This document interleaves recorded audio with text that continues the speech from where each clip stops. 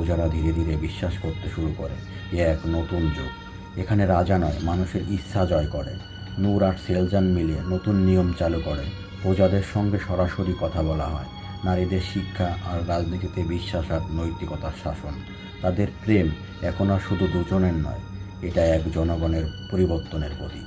নূর আর সেলজান এখন আর শুধু প্রেমিক প্রেমিকা নয়, তারা এক যুগের নির্মাতা। রাজ্যের নতুন নিয়মে এখন দাসপ্রথা বিলুপ্ত। নারীরা শিক্ষার অধিকার পাচ্ছে, প্রজারা সরাসরি বিচার চাইতে পারছে।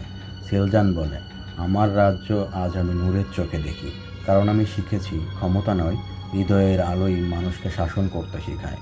কিন্তু এমন শান্তি সবাই মেনে নেয় না। কিছু পুরনো প্রভাবশালী মানুষ গোপনে ষড়যন্ত্রে নামে।